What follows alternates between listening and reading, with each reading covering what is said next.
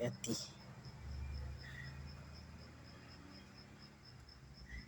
फुल पनि फुल्दैछ। अनि यसो भोटे धनियाँको बिउ यो पात भयो भोटे धनियाँ। अनि यो चाहिँ उस के अरे बिउ निस्किनलाई फुल फुलेको हाल्यो होइन। कोही अब पाकिसक्यो, कोही यत्रो भइरहेछ, अनि कोही उम्रिँदैछ भर्खर। त्यो फर्सीको बोटहरू भइहाल्यो, करेलाको बोट, फर्सीको बोटहरू। यो टमाटरको बोट, खुर्सानीको बोट, मकैको बोट, खुर्सानीको बोट। यसपालिको मेरो मेहनत यो खुर्सानी भित्र त पाक्न पनि लागिरहेछ। खुर्सानी देख्दैन रहेछ, देख्छ किन अलिअलि देख्दो रहेछ।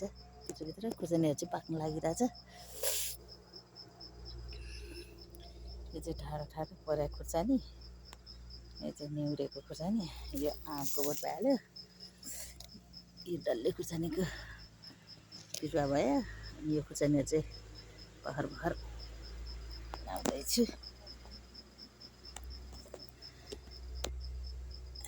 भट्टाभरि छ खुर्सानीहरू।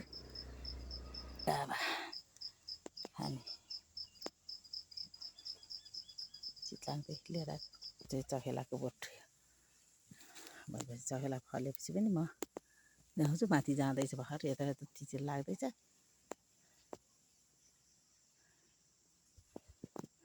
यो चाहिँ मेरो मकै भारी यसपालिको। तपाईँ 10 बोट होला। केवलाको बोट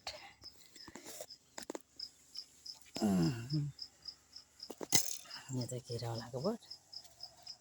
किराउला यत्रो भइरहेछ। किराउला बोडी, रातो बोडीको बोट हो है।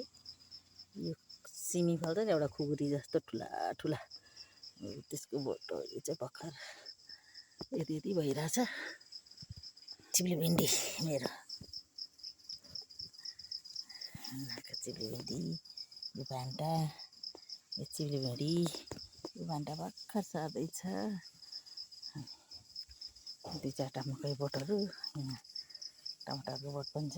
यो करेलाको बोट फुल खेल्न थालिरहेछ भर्खर। अनि एउटा 2टा करेला पनि लागेको छ। यहाँ एउटा चिचिला सानो छ, ठुलै भइसकेको छ। एउटा चाहिँ ठुलै भइसक्यो। खाला चाहिँ भाटाको फुल फुल्दैछ।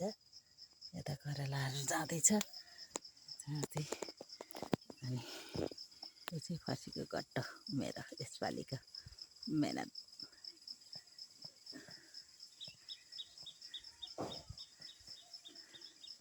अनि यहाँ चाहिँ यो बोरामा चाहिँ यो तरुल लाछु कि, रातो तरुल लाछु यसपालि।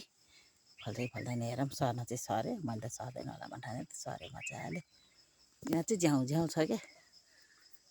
पहिला त खाली थियो, थोरै सबै थोक लाग्थेँ। पछि फर्सीको बोटले चाम्लाङ छोपिदियो।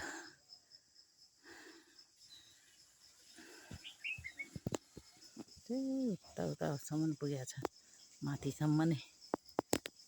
मुन्टा कति राम्रो भइरहेछ यहाँ।